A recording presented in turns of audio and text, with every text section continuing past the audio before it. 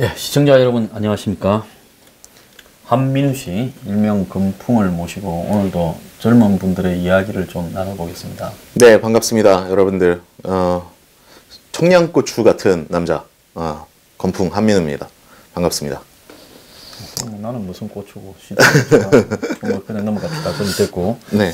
자, 요즘 이 청년들이 그 어떤 이 문화 트렌드, 네. 이걸 갖다가 잘 포착해가지고, 네. 돈을 좀 번 영화 감독이 지금 있어요. 어떤 영화 감독이죠? 원지암이라는 영화. 네. 그래서 그 사람이 과거에도 이제 공포 영화만 2개 만들었는데 크게 네. 재미를 못 봤어. 잘 만들었대도. 네. 고민을 하다가 먹방을 보다가 저거 왜 내가 먹지? 남이 먹는 걸 쳐다보냐? 저걸 볼 시간에 차라리 내가 먹지. 이런 고민을 했는데 젊은 애들이 그렇지 않다는 거예요. 그래서 젊은 애들이 관심이 많은 공포와 체험 네. 두 가지를 유튜브로 이 형식으로 해서 셀카로 찍으면 이게 전부 다 젊은 사람들의 트렌드에 맞잖아요. 네, 그죠. 이것이 히트를 치겠다 이렇게 생각을 해서 이제 이런 영화를 찍게 됐다는 거예요. 예. 과거에 한 15년 전에 블레어 와치라고 네. 미국의 이 귀신이 노는 한 산에 이 젊은 애들이 다큐 영화를 찍으러 갔다가 다 죽는다는 이 페이크 다큐가 있었어요. 네. 그것도 몇 천만 원으로 만들어가 이 원가 대비 세계 최고 히트를 친 영화다는데 네. 이 영화도 지금 11억 가지고 만들어가 지금 220만 명이 넘었을 거예요. 그러니까 이게 내가 볼 때는 뭐 한 3, 400만 가겠더라고 최종적으로. 네, 그죠. 그러면 이게 이 투자 비용 대비 네. 봤을 때 어마어마하게 남는 영화가 될 것 같아요. 거의 영화관에서 저희가 이제 영화를 보면은 보통 9,000원, 10,000원 정도, 9,000원, 10,000원, 그 정도 할 거로 아는데요. 저도 최근에 영화관은 안 가봐갖고. 근데 그 중에서 이 제작사 쪽에서 가져가는 돈이 아마 3, 4천 정도, 3, 4천 원 정도 그 정도 갈 겁니다. 그런데 고작 11억으로 그 많은 200만이라는 관객 수를 끌어당겼다는 거는 엄청난 흥행이고 요새 트렌드와도 굉장히 맞아떨어진다라고 분석할 수 있겠네요. 그래서 어른들이 이제 이 영화를 보면 뭐 네. 셀카로 찍고 해서 막 화면이 흔들리고 네. 이래서 불편할 건데 네. 그래도 이게 젊은 사람들이 네. 이런 형태가 젊은 사람 트렌드하고 맞았다. 그래서 제가 이 이야기를 서두에 이제 왜 꺼내는가 하면 네. 젊은 사람 트렌드에 좀 맞춰서 방송을 좀 해보려 하니까 네. 이런저런 바람이 불어도 그냥 꾸준히 그냥 바람아 불어라 하고 가지고 네. 이제 하는데 네. 이왕에 공포 영화가 나와서 하는 소리인데 옛날에 그 저기 공포 영화 라이브 중계를 공포 영화가 아니라 네. 실제 그 흉가 네. 라이브 중계를 한번 한 적이 있지 않았어요? 네, 그쵸. 제가 실시간 중계를 해갖고, 동시 시청자가 그 당시 13,000명 정도 들었던 적이 있죠. 방송 시간도 꽤 길었는데, 저녁 한 10시, 11시부터 해갖고, 새벽 3, 4시까지. 방송 시간이 굉장히 길었는데, 평균적으로 8,000명에서 13,000명 정도? 동시 시청자가. 그러니까 우리 동시 시청자 개념은요, 조회수 개념하고는 조회수 개념하고는 다릅니다. 조회수는 최종 결과고요. 동시 시청자들 같은 경우에는 1분 1초. 그러니까 우리가 조회수라는 거는 잠깐 클릭만 해서 봐도 조회수가 1이 올라가지 않습니까? 근데 동시 시청자 13,000명은 그러니까 13,000명 곱하기 조회수를 한 40 정도 해야 되지 않을까. 보통 그 정도로 분석을 하고 방송 시간이 늘어나면 만큼 또 늘어나는 거기 때문에 굉장히 파급력이 있고 그런 컨텐츠를 제가 했었죠. 근데 그때 뭔 바람이 귀신이 불러서 왜 그런 걸 했어? 그때 뭐 일종의 뭐 사건이 있었는데 그 지하철에서 어떤 학생이 무슨 군인인지 아저씨로 보이는 사람이 몸을 부들부들 떨면서 이렇게 종이 한 장을 줬다고 해요. 그 종이에는 이제 무슨 알 수 없는 내용들이 있고 집 주소가 적혀 있고 근데 무슨 이상한 내용들이 빼곡하게 적혀 있었다고 하더라고요. 그래갖고 여기를 찾아가 봐야겠다. 뭐 이런 요구들이 있어갖고 제가 그 요구를 받아서 가봤죠. 누가 이제 그걸 받았던 사람이 네. 풍 씨한테 네, 부탁을 해갖고 그걸 간 거예요. 그 어디로 간 거예요? 그 장소가? 그게 은평구 가련동이었죠. 있습니다. 은평구 가련동. 네, 굉장히 여러분들도 아실 거예요. 은평구 가련동 하면은 언덕이 막 이래요. 거기 또 성남도 가면은 막 언덕이 이렇지 않습니까? 가련동도 그런 데들이 굉장히 많고 그렇게 언덕배기 위에 있는 빌라인데 막 주변 그러니까는 거기가 재개발 예정 지역인지 뭔지는 모르겠지만은 은평 뉴타운은 그때 많이 했잖아. 그거 네, 보네. 근데 그 주변에 이제 빈집들이 좀 있었어요. 빈집들이 좀 보이고 동네 자체가 굉장히 음산합니다. 예, 굉장히 음산한데 그 집은 그냥 거의 더 음산합니다.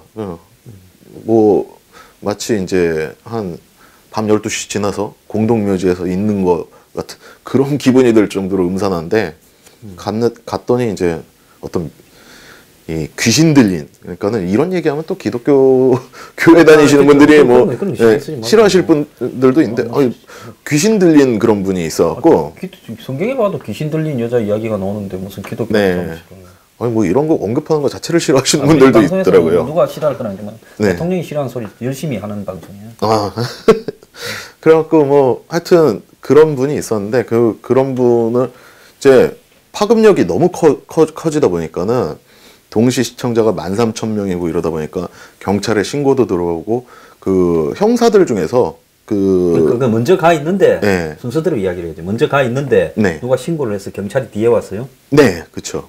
근데 거기 그 여자가 미치지 않았으면 주거 침입죄로 신고했었겠다. 예, 그렇죠. 주거 침입죄까지는 아니고요. 문을 열고 들어가지는 않았으니까. 주변에서만 이렇게 계속 사람들이 왔다 갔다 하고 있었으니까. 몇 명 갔어요? 그때 그 자리에 모여있던 사람들만 한 30-40명 됐던 것 같은데요. 요즘 젊은 아들 참. 그러니까 할 일이 없다. 실시간 중계가 13,000명이 보고 있으니까 그 중에서 뭐 1%만. 우리 또 가보자. 네, 뭐 다음에 쫓아왔구나.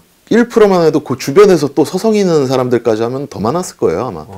네, 그 실시간 방송의 그 힘이죠. 그러니까 그 안에 그 여자분이 있었어요. 네.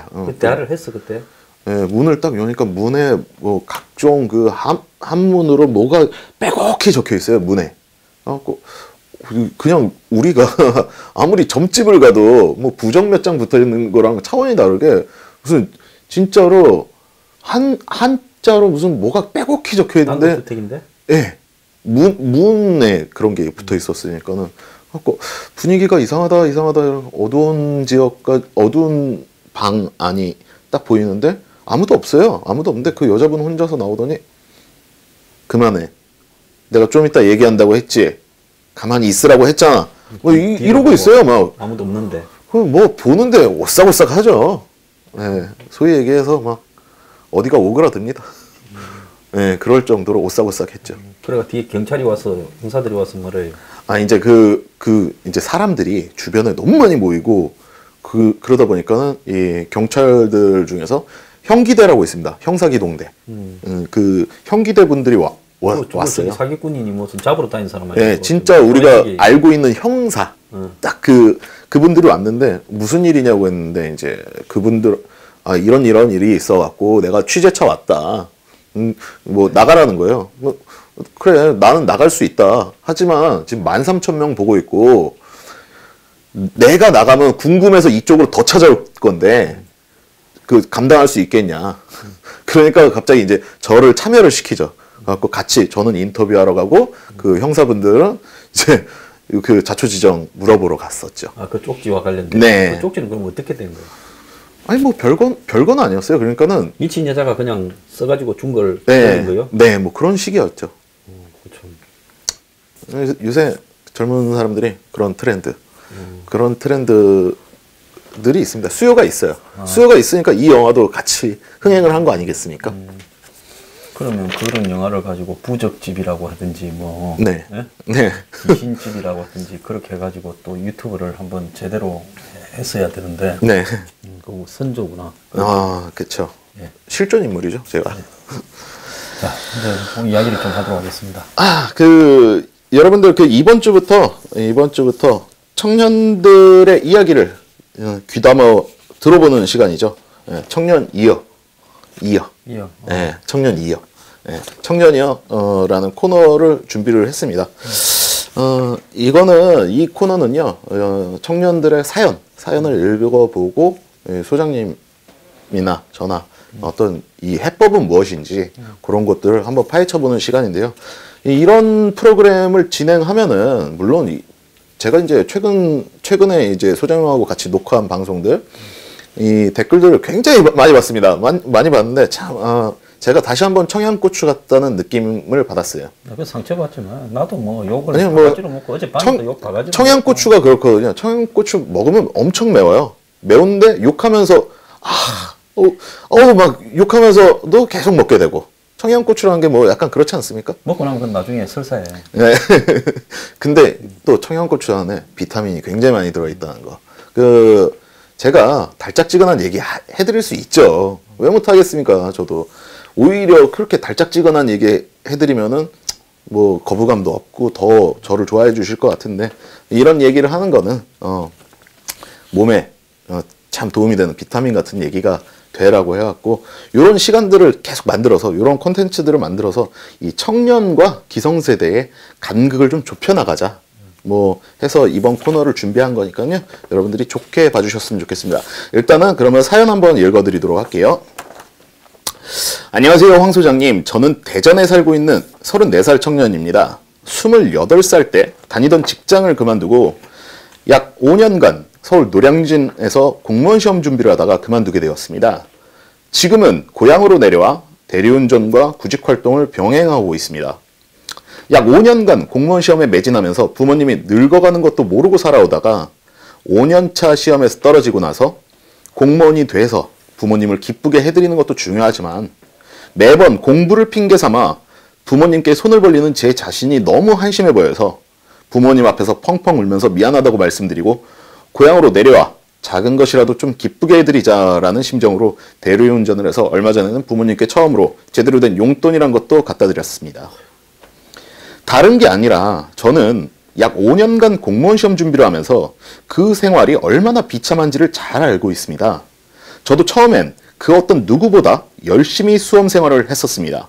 때로는 고시 식당에서 밥을 먹는 시간도 아까워서 컵밥을 이용하기도 하고 독서실을 새벽같이 나가 공부하면서 남들보다 일찍 합격할 수 있을 거란 다짐을 몇 번이고 되뇌이며 시험을 봤었고 그렇게 1년차, 2년차, 5년차까지 해오다 보니까 이렇게 부모님께 효도할 수 없는 제 자신이 너무나도 비참했습니다. 그래서 포기하게 되었습니다. 정치에 관심이 없었던 저도 정권이 바뀜에 따라서 뉴스에서 공무원을 증원한다던가 공무원 시험 경쟁률에 대한 뉴스를 보게 되면 때로는 초조해지기도 하고 때로는 가슴을 쓸어내리기도 했습니다. 지금은 그 어두운 시절을 벗어나 부모님께 조금이라도 도움을 드린다는 생각에 빨리 좋은 직장에 취직하려고 노력하고 있습니다. 그러다 문득 이런 생각이 들더라고요. 우리나라는 왜 이렇게 공무원에 목매달면 안 되는 나라가 됐을까? 이런 상황들을 해결할 수 있을 방법은 없을까 하고요. 정치권은 어떤 역할을 할 수 있을까 하고요.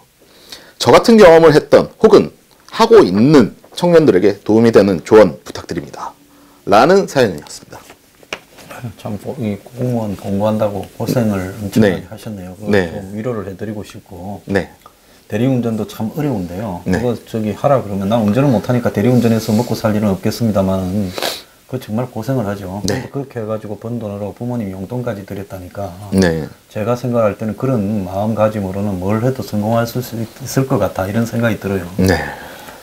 그런데 뭐든 이렇게 하자고 해서 참 젊은 34살 드신 분이 한때 공무원 시험도 했는데 대리운전을 이렇게 하고 또 그러면서 또 취업도 같이 준비하고 아주 제가 뜻깊다고 보는데 오늘 아침에인가 보면 며칠 전에 이제 공무원 시험이 있었는데 국업 공무원 5,000명을 뽑는데 41대 1.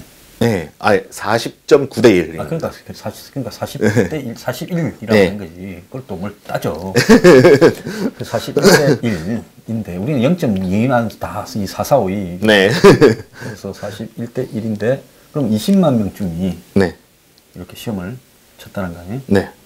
그런데 그 중에서 이제 41명이 줄을 서서 1명 되는 거예요. 그러니까 이 말한 그 청년이 아무리 열심히 하더라도 이게 통과되기가 쉽지가 않았던 거예요. 41대 1을 갖다가 이렇게 5번 봐서 통과되기가 쉽지 않을 수 있다는 부분입니다. 그래서 그건 뭐 본인의 능력이나 한마디로 자질 문제도 아닌 거고 세상이라는 게 능력 자질대로 꼭 이렇게 결과가 나오는 것도 아니고 그런데요. 네. 이제 문제는 대한민국의 그 시험 공부를 공시를 공부하는 사람이 총 44만 5천 명이라는 거예요.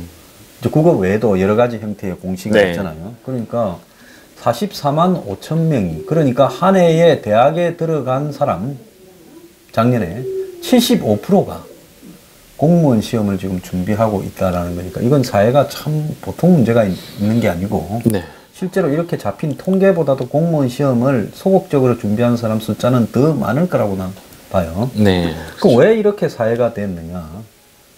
이제 과거에 성장하는 시대에는 대기업에 들어가는 거 이런 것이 이제 핵심이었는데 지금은 이제 이 대기업이라는 부분도 정년이 보장 안 되니까 네. 월급은 상당히 적어도 공무원을 하게 되면 65세까지 하게 되고 또 연금을 받을 수 있으니까 가늘고 길게 안정적으로 갈 수 있는 직장이다라고 되면서 공무원인 자리가 이렇게 몰리는 것 같아요. 네. 제가 있을 때는 제가 그 젊었을 때는 국업 공무원은 대졸이 잘 안 받습니다. 네. 그쵸. 삼류대학 나온 사람도 국업은 잘 안 봤어요. 고졸들이 국업을 했어요. 맞습니다. 그래서 지금 아마 제 나이 또래 이상 되는 국업 공무원분 중에는 원래는 고졸로 이렇게 출발하신 분이 상당히 많을 거라고 봅니다.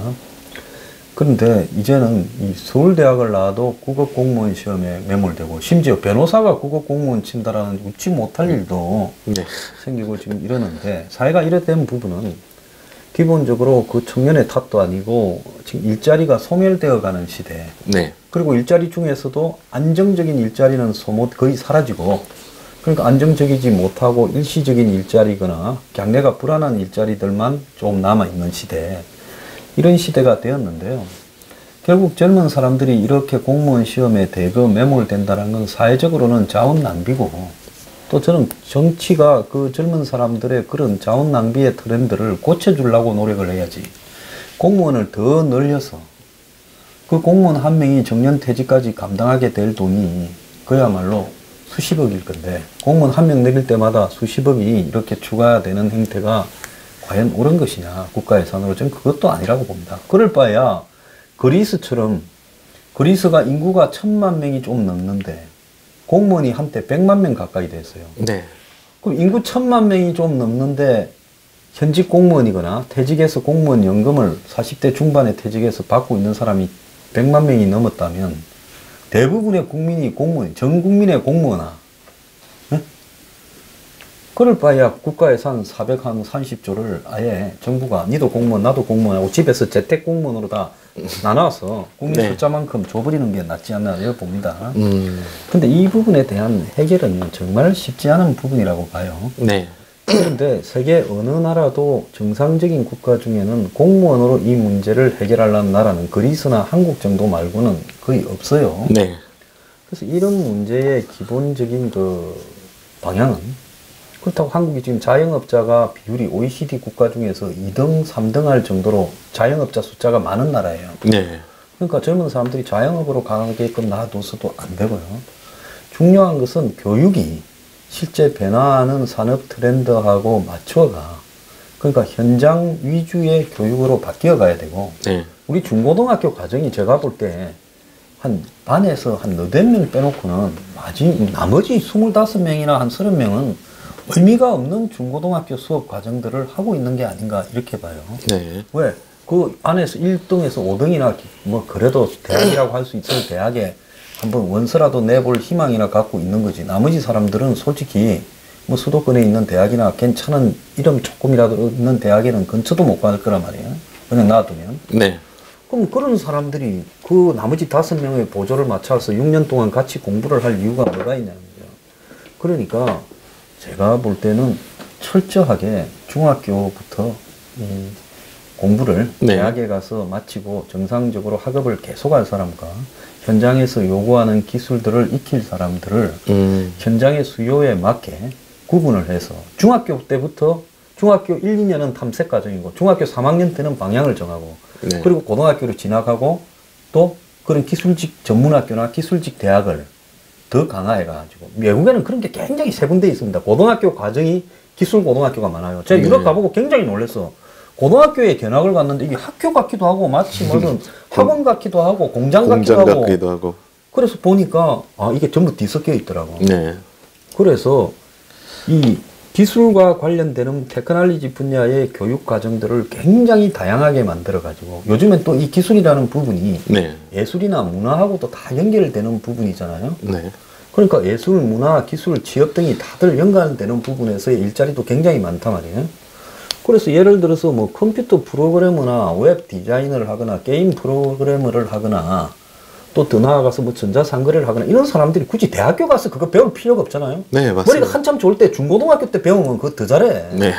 그러면 중학교 때부터 그렇게 가고자 하는 사람한테는 그걸 가르치고 고등학교 때는 특화시켜서 고등학교만 졸업해도 그건 현장에 투입돼도 지 하는 일은 얼마든지 할 수 있단 말이에요. 네. 그러면 학교는 기본적인 소양 교육만 조금 더 가르치고 사회 교육은 좀 필요하니까 나머지 부분은 기술에 집중하도록 해야 되는데 이걸 너무 일률적으로 군대식으로 획일적으로 교육 제도를 만들어 놓고 네. 또 부모들의 시각도 문제예요. 부모들이 자식이 그런 현장에 나가서 전문 기술을 배우는 부분에 있어서 열려 있어야 되는데 4년제 대학을 졸업하고 어떻게 가야 사람 밥벌이를 한다 이제 이렇게 되다가 보니까 옛날에 그 유교식 이런 어떤 이 가방 끈에 집착하는 문제도 있어서 그런 거 아니냐.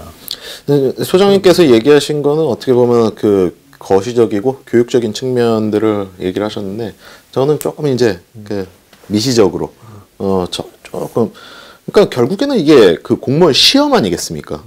한번 제가 예시가 되는 문제를 가지고 왔습니다. 그래갖고 문제를 한번 소장님도 굉장히 여러분들도 아시다시피 많이 박학다식한데 한번 우리가 실제로 한번 풀어보자고요. 자, 한국사 문제입니다. 고려 후기 역사서를 순서대로 나열하시오. 서울시 7급 문제고요. 본주 편년 강목 사략 본인이 지금 읽지도 못하는 걸 나한테 뭘 고금록 제왕운기 요 네 가지를 순서대로 나열해 주시면 됩니다. 역사 순서대로. 방금 세 개 이야기하더만 그 붙은 게 따로였어? 네. 본조 편년 강목 요게 하나 1번 2번 사략 3번 고금록 사략이라고 그게 제목이 다요? 네. 그래? 4번 제왕운기. 시청자 여러분들도 역사에 또 관심 많으신 분들도 있으실 건데 한번 같이 풀어보시기 바랍니다. 자, 요거를 순서대로 바로 이제 우리는 겐또를 때리지. 3, 4, 2, 1. 3, 4, 2, 1 5, 3, 4 3, 4, 1, 2네요. 정답은. 거의 유사하게 맞추셨는데, 왜냐면은, 지금 이 문제는 맞출 수가 없는 문제예요. 왜냐면 이번에 굉장히 논란이 많이 됐던 그런 문제입니다. 이 문제. 그래도 3, 4라도 맞췄다. 이 문제는 서울시 7급 문제고요. 이, 지금 논란이 되는 게, 역사를 가르치는 교사들도 지금 못 맞추는 수준의 문제다라고 해갖고 굉장히 논란이 많이 되고 있습니다. 아무리 우리가 이제 공무원 시험이라는 게 경쟁이 치열해지고 뭐 이렇다고는 하지만 이 정도로 어렵다면은 이거는 전공자들도 못 푸는 문제다라고 해갖고 기본적으로 이제 변별력을 갖다가 가중시키려고 의도적으로 만들어낸 짜낸 문제네. 네. 근데 지금 우리 시청자분들도 틀리신 분들 굉장히 많으실 거라고 예상이 됩니다. 맞출 수가 없어요. 젊은 애들 중에서 공부 진짜 열심히 해도요. 국사책을 계속 봐도 못 맞춘 애들이 대다수거든요. 이게. 사실 이 정도 수준으로 공무원 시험이 굉장히 수준이 많이 높아졌고 실제로 제가 이제 전에도 한번 말씀드렸지만 제가 이제 한국 공무원 시험에서 문제가 나오는 영어 문제 있지 않습니까? 영어 문제를 제 그때 당시에 미국인 친구한테 보여줬어요. 너 이거 풀 수 있냐? 미국인한테 직접 보여줬는데도 도대체 왜 이런 문제를 내냐는 거죠. 미국인은 문법도 약한데. 문법도 나름 잘하는 친구인데도 불구하고 왜 이런 단어를 써야 되냐. 너무 쓰지도 않는 얘기고 그러니까 예를 들어서 우리가 아주 간단한 예를 들어서 산을 옛날에는 매라고 하지 않았습니까?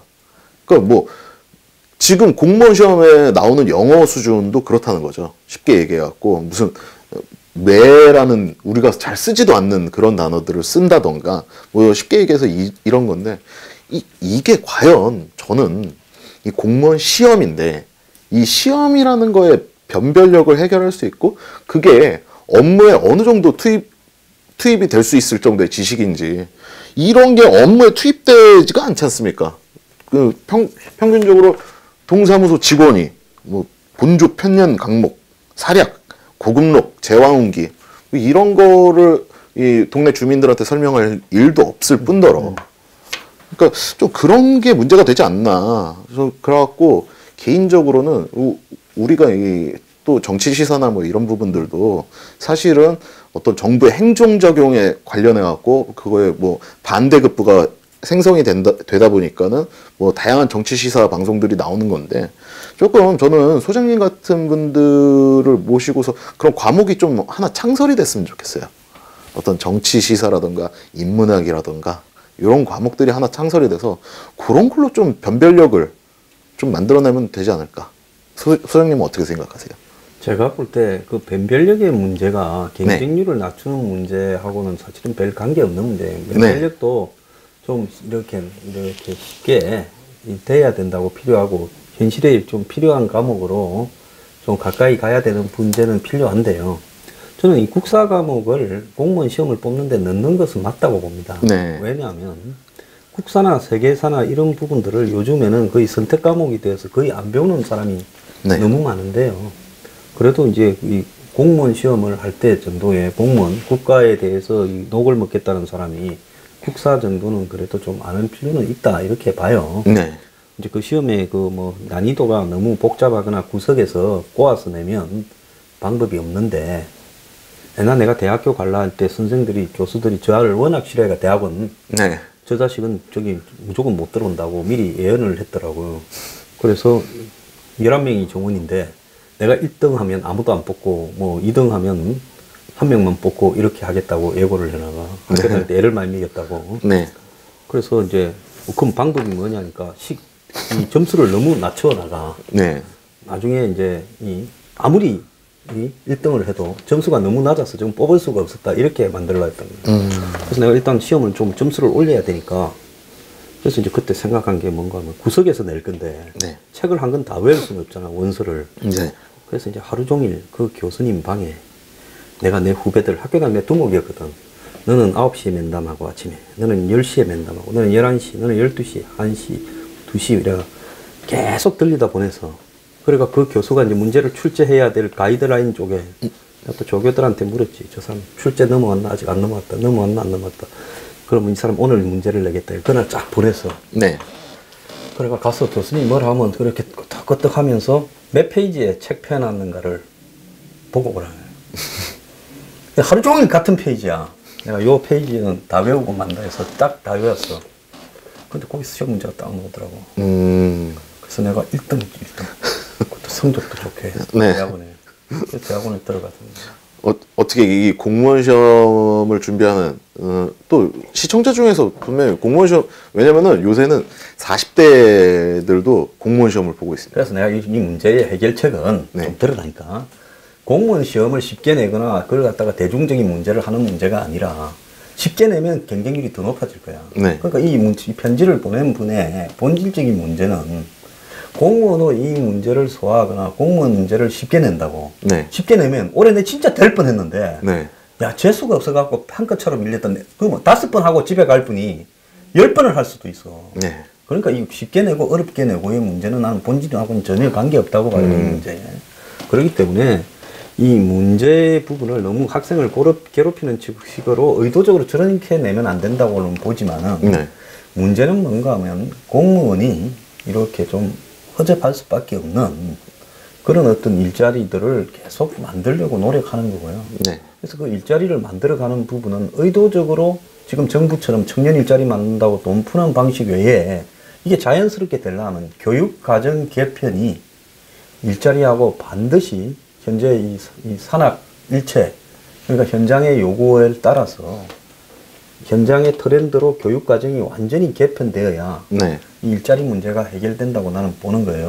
근데 예를 들어서 그 지금 이 사연을 보내주신 분 같은 경우에도 정치권에서 어떤 역할을 결국 실질적으로 어떤 입법이라던가 학제 개편이라던가 아니면 뭐 교육 개편이라던가 이런 것들을 한다면은 결국에는 정치권에서 어느 정도 역할이 받쳐줘야 되지 않습니까? 받쳐줘야 되는데 사실은 우리가 예전에 그 어린이집 그 폭행 사건이나 그 CCTV에 막 어린이집 교사가 어린애 뭐 폭행하고 그런 것 때문에 전국에 있는 어린이집에다 CCTV 달겠다고 했을 때 그 유치원 원장들이 정치권에 엄청난 항의를 하지 않았습니까?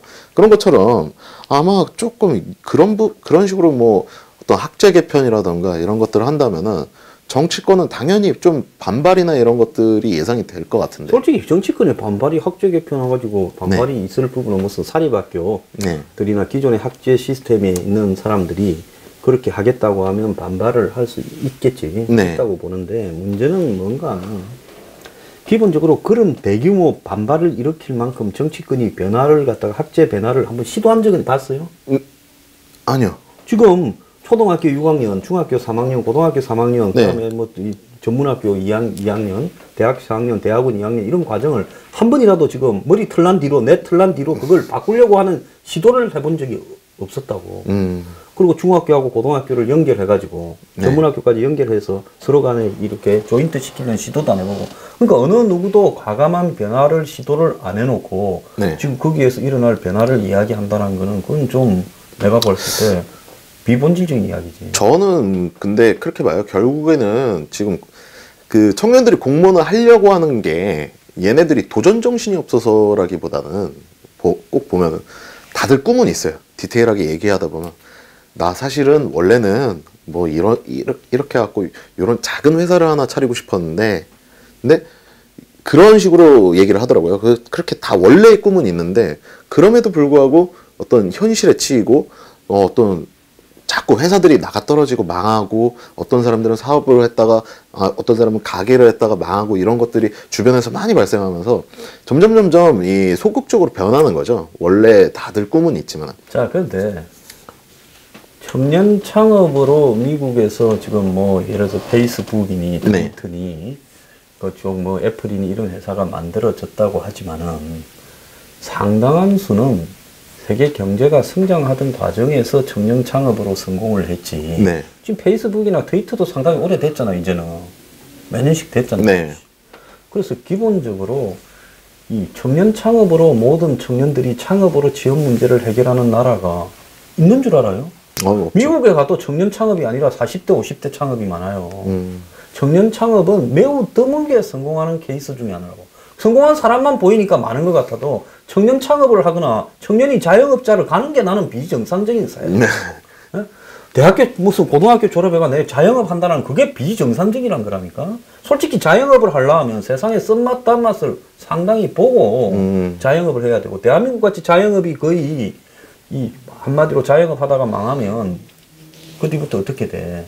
빈곤층이 되는 넙인데 이 청년들을 전부 자영업으로 내몰아넣어서 거기서 일정하게 7, 80%는 2, 3년 안에 다 망할 건데 그러면 청년들이 시작부터 빚을 지고 가라고 해. 그래서 나는 이 방송을 들으시는 청년들한테 절대 자영업은 어지간하면 하지 말고 당신이 그래도 이 사회에서 좀 세상 물정을 알 때까지 10년은 세상과 부딪혀서 싸우라.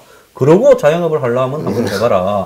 이런 이야기를 하고 싶고 청년 창업이라는 거는 부모 잘 만나가 부모가 야 너 뭐 미국에서 오렌지 잘 먹고 놀다 왔으니 강남에 청담동에 카페 하나 열어줄게 이런 거 말고는 그러니까 저도 청년 창업은 방금 말씀하신 부분에서는 공감을 하는데 그 뭐 우리나라에서 참 학벌이나 이런 부분들을 많이 보지 않습니까?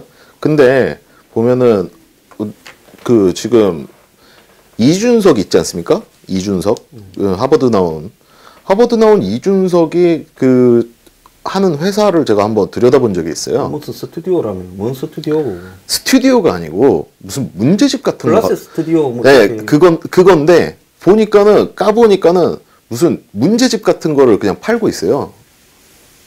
그러니까 무슨 사회 봉사하는 기업체처럼 들었는데. 저도 그게 정말 황당했는데 저는 예전에 얘가 뭐 한때 박근혜 키즈 뭐 이렇게 하면서 나오지 않았습니까? 근데 그 사이트를 제가 직접 다 꼼꼼히 뜯어봤죠. 뜯어봤는데 그냥 문제집 파는 그 어떤 문제집까지 파냐면은 이제 그 운전면허 시험 있지 않습니까? 운전면허 시험 그 필기 그 문제집도 팔고 있더라고요. 그래갖고 사실 그런 거는 그 저기 뭐야 운전면허 시험장 앞에 가면은 조그마한 가게에서 이렇게 많이 팔거든요. 그 앞에 기출 문제. 네, 그런 거 갖다 팔고 있고 그런데 그것도 무슨 창업은 창업이다. 왜냐면 네. 그거 그냥 인터넷으로 구하지 않으면 구하기가 쉽지 않으니까. 아니 근데 그러니까 사이트가 여러분들도 인터넷 하시다 보면 그런 사이트들 가끔 만나실 텐데 우리가 사이트 관리가 안 되면은 막 X 표시 막 뜨고 그러지 않습니까? 그 화면에 걔 거 들어가서 뭐 좀 보려고 하면 X 표시 계속 뜨고 그러니까 관리도 안 되고 매출도 없고 저는 그렇게 봤거든요. 매출이 없는 줄 어떻게 알아요? 아, 그런 사이트에서 구매를 할 수가 없죠. 계속 사진도 잘 안 뜨고. 우리 대학교 다닐 때 그런 게 억수로 필요했는데. 그리고 왜냐면 선생들이 네. 여기 저기 문제를 내기 싫어가 기출 문제를 갖다가 한 10년, 20년, 30년째 똑같은 문제를 내. 그러면 선생들이 이제 냈던 문제를 구하면 되는데 그런 선생일수록 보면 시험 문제 냈다가 그냥 그대로 다 그다가가 밖으로 유출되지 않게 해서. 아니 근데 그 문제집이 만약에 그 회사에서 만들어낸 문제집이다 하면은 그게 이해가 가죠. 그래서 어떻게 그런 문제집을 만들어내겠어? 그냥 다 아무 데서나 살 수가 있는 문제집들을 그냥 모아놓은 거예요. 모아놓고 막 X 표시 뜨고 그러는데 누가 사겠어요? 매출이 당연히 없을 거라고 예상하는 게 정상이에요. 그래서 지금 이제 그 문제. 네. 그러니까는 창업이라는 것도 그렇습니다.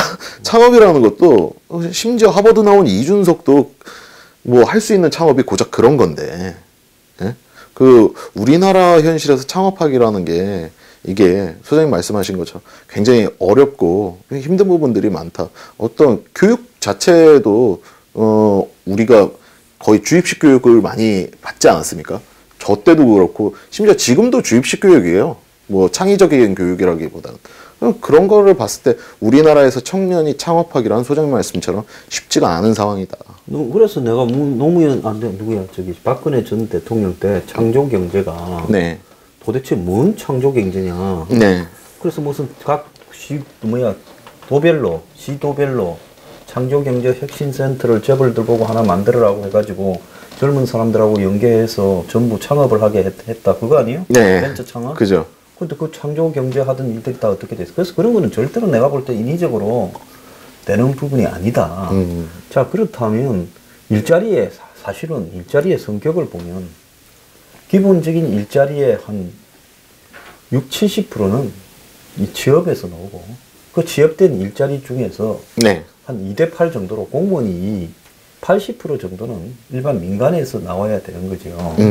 근데 이제 문제는 뭔가 하면 민간의 일자리들이 너무 양극화되고 그리고 이 대기업의 이 괜찮은 일자리는 한 2, 3만 개밖에 안 되고 나머지는 거기 2, 3만 개에 들어가려면 하늘의 별 따기고 네. 대기업이나 공기업에 그럼 나머지 일자리는 들어가봤자 우리가 전에도 이야기했지만은 생계가정 안 되거나 미래를 갖다가 보장받을 수 없고 그러니까 결국은 젊은 사람들이 이런 좋은 직장을 가려면서 한 5년, 10년을 허비하고 그러다가 나이는 들어가고 그러면서 이제 점점 취업이 더 어려워지는 이런 악순환 구조에 상당수를 몰아넣고 있어요. 나는 이 문제가 다음에 정권을 잡는 사람이거나 지금 한국의 미래를 생각하는 사람이면 이 청년 일자리 해결 문제를 어떻게 고민을 할 건가. 여기에 정말로 국가의 예산과 정책과 노력에 3분의 1은 투입을 해야 된다고 보는 사람이에요. 그렇게 하지 않으면 어려운데 일본 같은 경우에 보면 저게 다 죽은 것 같은데 살아나더라고. 네.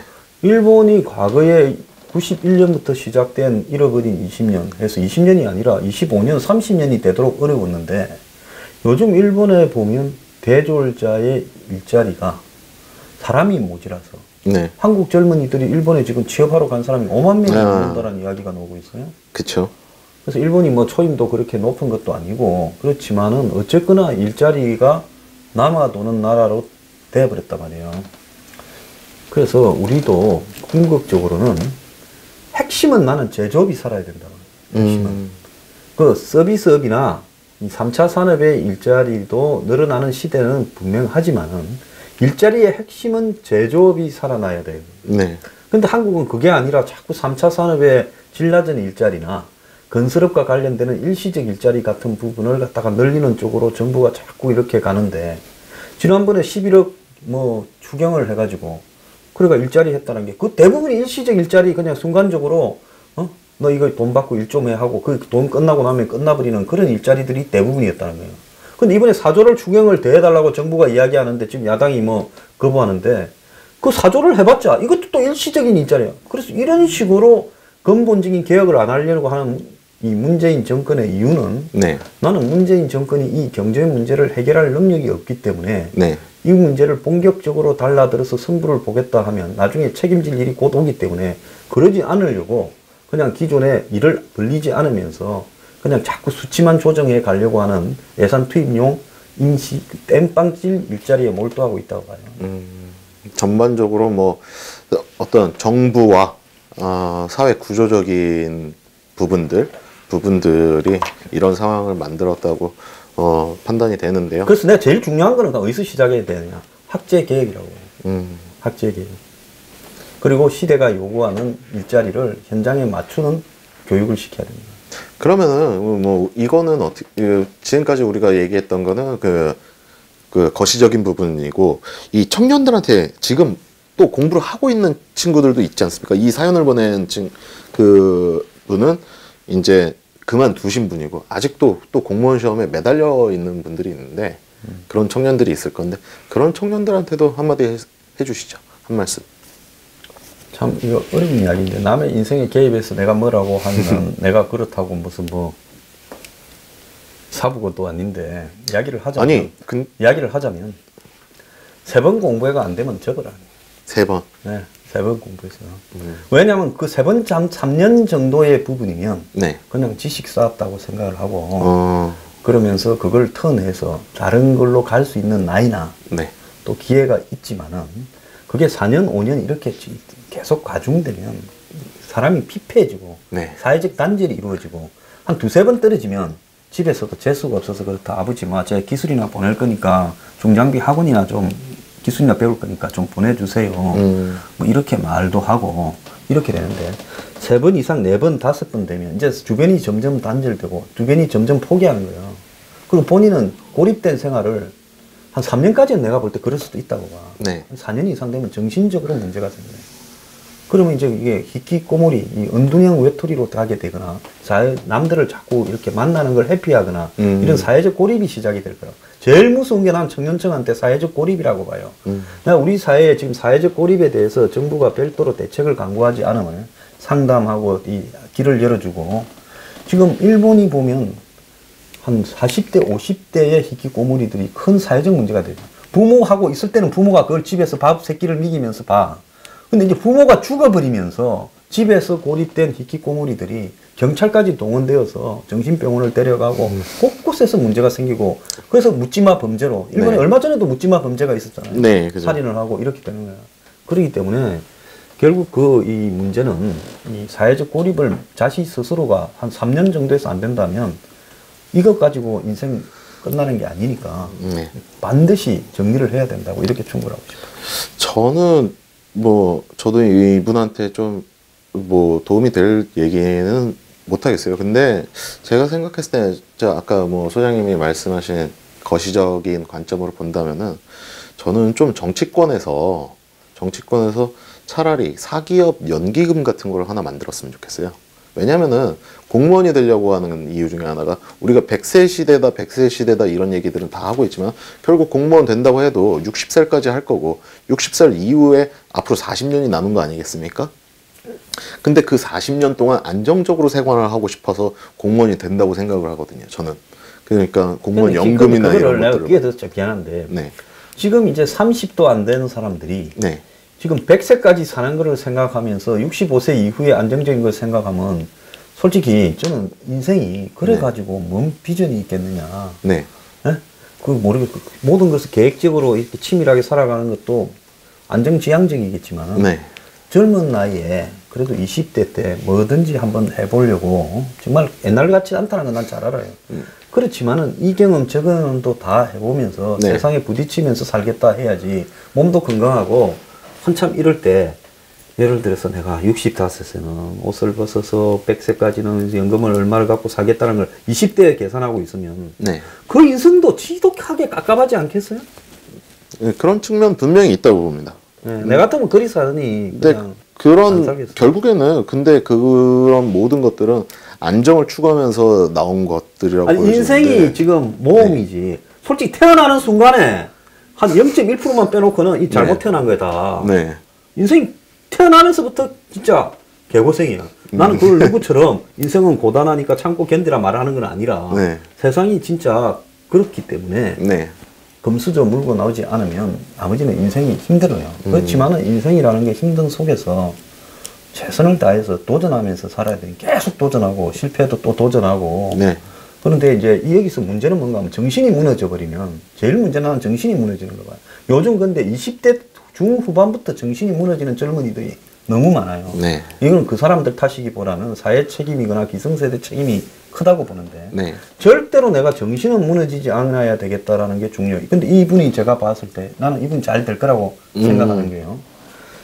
자, 이게 그 저녁에 밤에 밤새도록 그 대리 운전을 하는 그 다큐멘터리나 이런 걸 좀 봤어요. 네. 더운데 추운데 막 이렇게 내려가지고 또 차를 타고 다시 복귀를 하기 위해서 한참을 걷고 뛰고 또 이 손님을 만나기 위해서 밤새도록 거리를 헤매고 편의점 앞에 앉아서 컵라면 하나 먹고 그러면서 이 날이 새우는 그런데 버는 돈은 2, 3만 원, 3, 4만 원. 진짜 하룻밤에 그걸 하려고 밤을 새운다라는 걸 하루 종일 걸어다니면서 그건 정말 인생의 이 뭐라고 할까요? 또 한편으로는 그런 일을 하면서 겪게 되는 어떤 부분에서 사람이 이 뭐라고 할까요? 이 자신에 대한 자존감이 사라져 버릴 수 있는 굉장히 그런 자리. 네. 그런 일인데 그걸 하면서 부모님한테 돈을 모아서 용돈을 드렸다는 이런 정도를 생각을 갖고 있는 분 같으면 네. 진짜 뭘 해도 조금만 이제 이 자신의 입장에서 가기 쉬운 데부터 가서 계속 이렇게 하면서 시간을 낭비하는 것보다는요 이분한테 네. 그래도 중소기업이 어디든 들어가기 쉬운 데부터 들어가서 또 옮기더라도요 그렇게 안정적으로 일을 하시는 게 좋을 것 같아요. 이 낭비니까. 이게 또 이분의 고민 해결이나 오늘 한 얘기들이 이분의 고민 해결이나 앞으로의 진로 이런 데에 도움이 많이 됐으면 좋겠고요. 이런 식으로 앞으로 여러분들 사연이나 자기 얘기 뭐 하실 수 있는데요. 이제 저한테 연락을 주시면은요, 여러분들이 여러분들이 가지고 있는 고민에 대해서 또 소장님은 어떻게 생각하시는지, 저는 어떻게 생각하는지 들어보실 수 있는 시간을 계속 마련은 해보려고 하니까는 저한테 연락 주시면 되고요. 제가 그냥 저는 항상 제 방송에서 제 핸드폰 번호를 공개를 하는 편이라 갖고, 여러분들 그 핸드폰 번호 010-386-51803 이게 제 핸드폰 번호입니다. 저는 좀 번호를 특이하게 하는데 386세대가 518을 일으켜서 김영삼이 당선됐다. 네, 010-386-51803 요 번호로 연락 주시면은 여러분들의 이야기들 하실 수 있을 겁니다. 아시겠죠? 원래는 핸드폰 번호가 3865-1803인데 이런 식으로 제가 좀 끊어봤습니다. 감사합니다. 예, 오늘 수고 많으셨습니다. 예.